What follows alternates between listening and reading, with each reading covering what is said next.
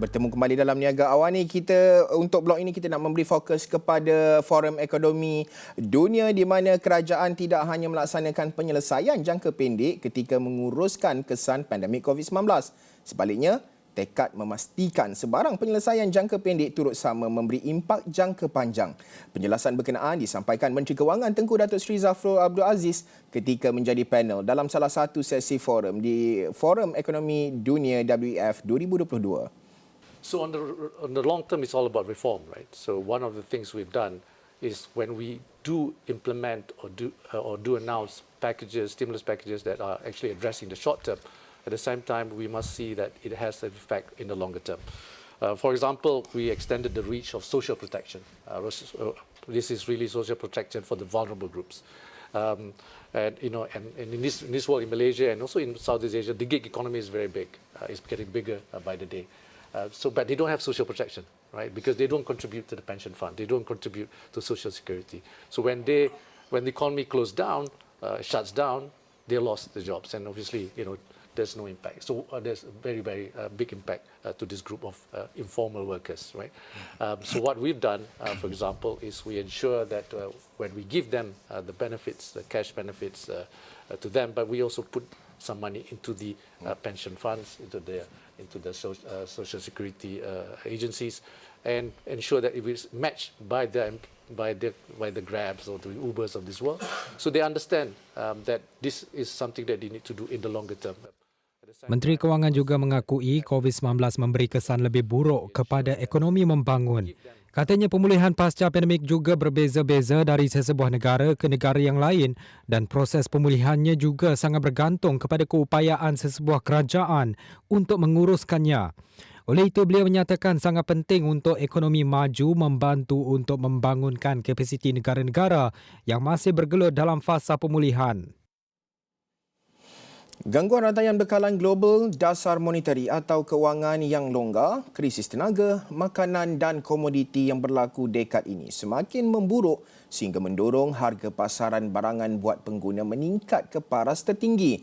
Presiden Central Bank of the Netherlands, Klaus Knot, dalam sesi pandangan mengenai inflasi semasa Forum Ekonomi Dunia WEF 2022 pada Rabu berkata, selepas ini lebih banyak negara akan cuba menangguhkan pembayaran hutang. Many governments, if you're worried about sovereign debt, have of course rightfully used the window in which interest rates were extremely low and central banks were doing asset purchases, etc., to significantly lengthen the maturity of their debt. We know that in fighting inflation, you have two choices. You either do it forcefully and determined, then you have a short-lived spike in rates, but then it's a short-lived spike and rates can come down relatively quickly again.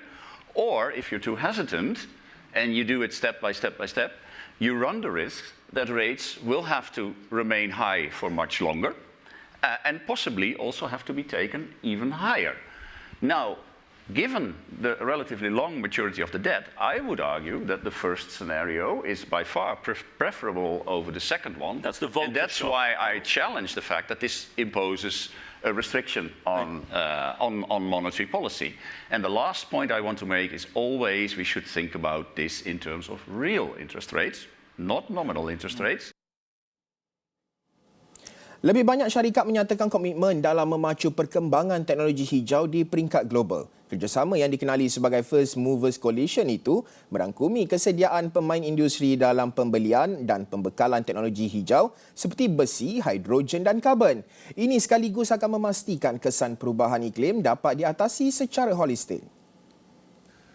Well, solving climate change is harder than any problem mankind has ever solved. It's the entire physical economy. A great reminder of that is the latest Václav Smil book called How the World Really Works, with an emphasis on really, that goes through the scale of things that need to change.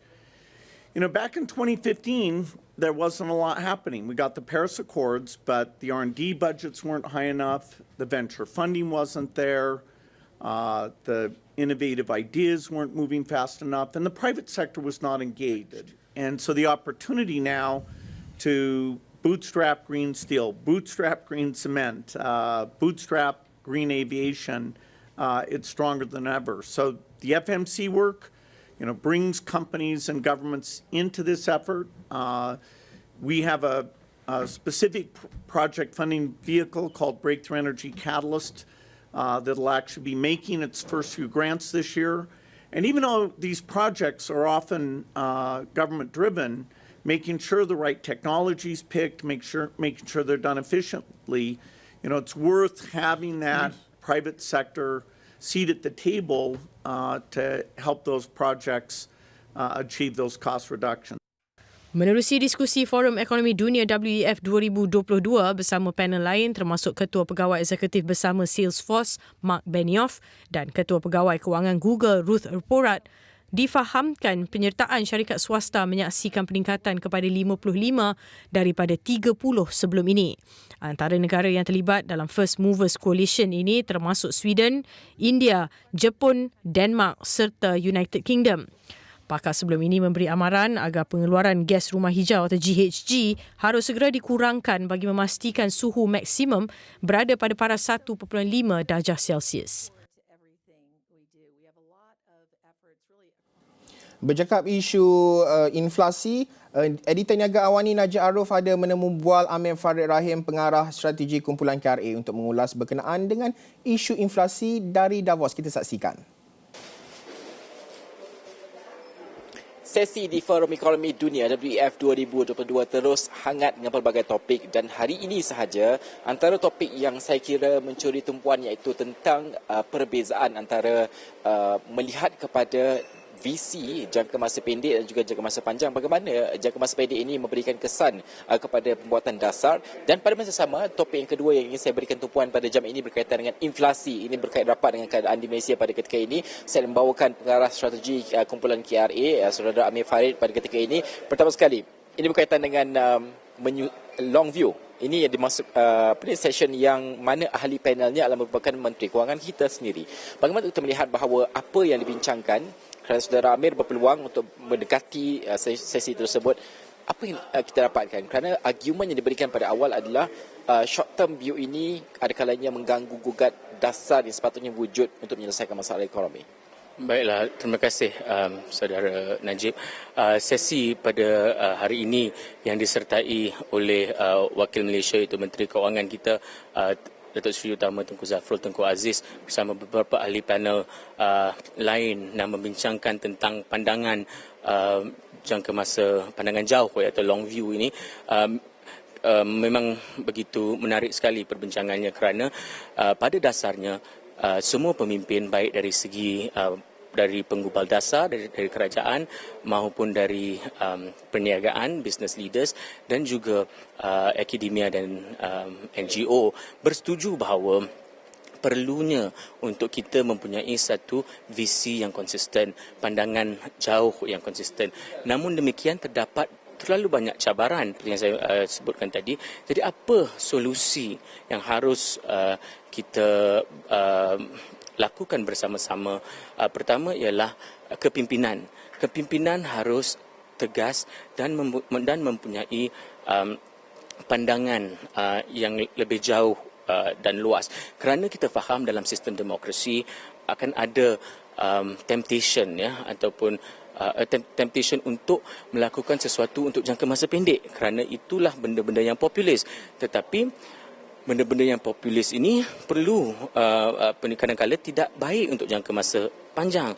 Jadi dalam kita merangka dan merancang pelan-pelan pembangunan negara atau dasar-dasar ekonomi negara, perlu disatukan pemikiran jangka pendek dengan pemikiran jangka panjang. Perlu ada balancing act atau keseimbangan, tetapi pada masa yang sama perlu diminimalkan trade off atau pertukaran dalam long view dan juga short term measures, ya. Okey, salah satu lagi topik yang hari ini Saudara Amir juga masuk sessionnya iaitu berkaitan dengan inflasi. Ini sangat rapatlah dengan rakyat Malaysia yang kita baru mendapatkan angka terbaru iaitu 2.3%, tapi untuk inflasi makanan ini menjadi kegusaran di atas 4%. Orang ramai sudah mengatakan bahawa harga ayam mahal, harga ini mahal, itu dah mahal dan sebagainya. Ini dibawa ke WEF. apa yang dikongsikan, adakah ada penyelesaian ataupun kan hanya sekadar melambatkan masalah global tanpa ada penyelesaian konkret yang boleh dicapai? Betul.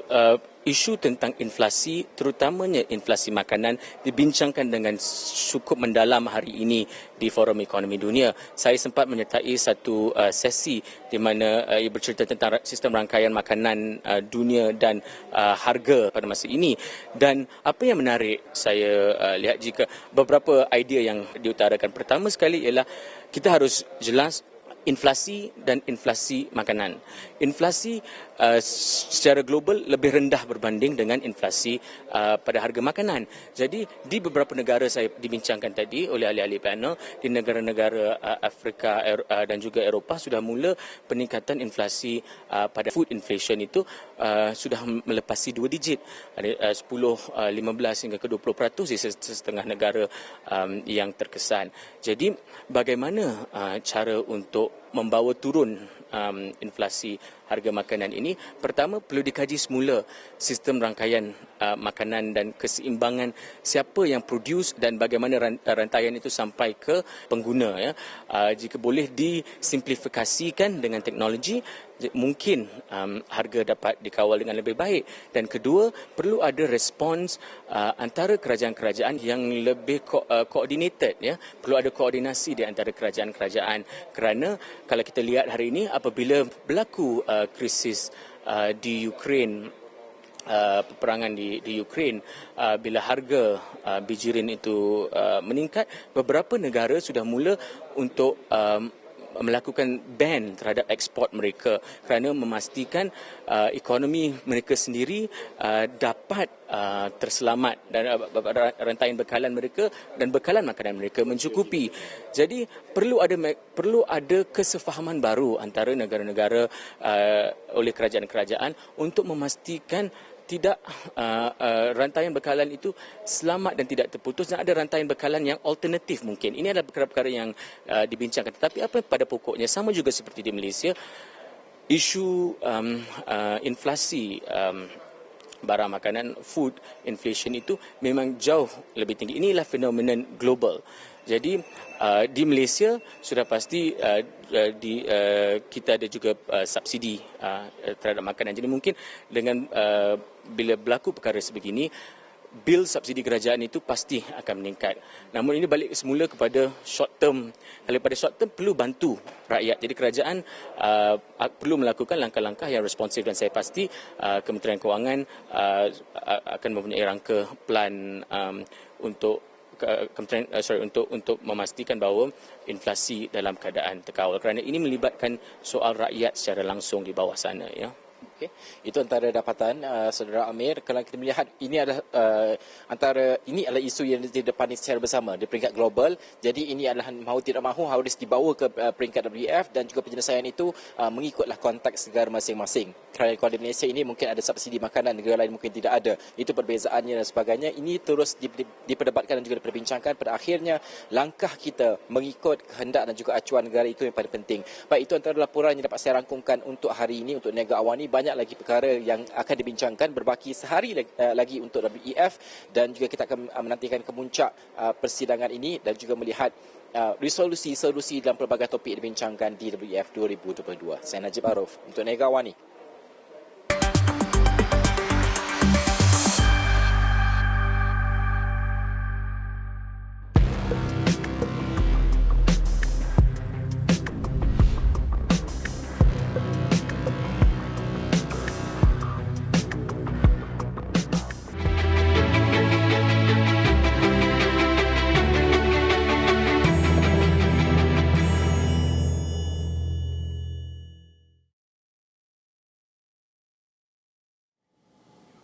Fasa peralihan ke endemik dilihat sebagai peluang kedua bagi usahawan meningkatkan pendapatan setelah terkesan akibat COVID-19.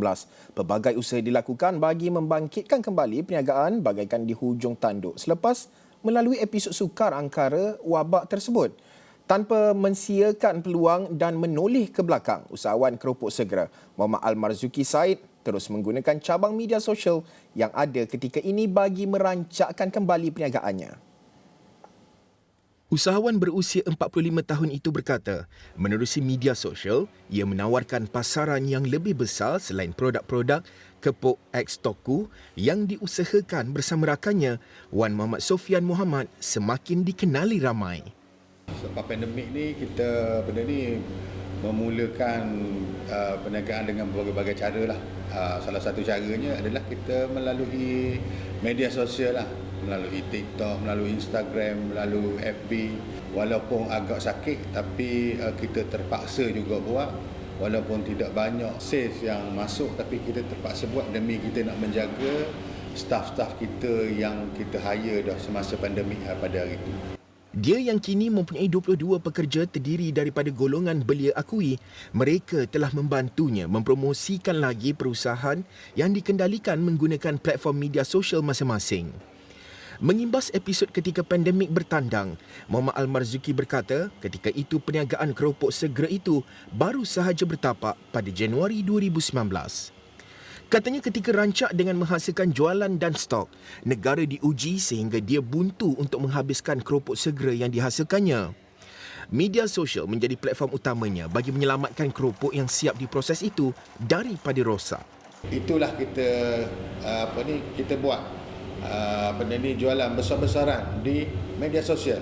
Kita turunkan harga walaupun kita rugi, tapi walaupun kita rugi daripada segi duit, tapi barang kita tidak rugi. Maknanya kita tidak buang barang tu jadi rosak. Jadi barang tu kita jual tapi dengan harga yang paling minima, maknanya dengan harga modal kata. Maknanya kita jual pada harga modal supaya barang tu keluar saja tanpa melibatkan kerugian.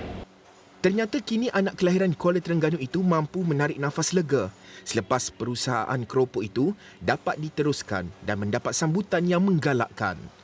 Sejak fasa peralihan ke endemik, lebih 10 tan keropok segera berkenaan telah dikeluarkan dan permintaan tinggi yang diterima dari Kuala Lumpur, Perak dan Johor. Dia kini mengintai peluang memperluaskan lagi keropok segera itu ke luar negara.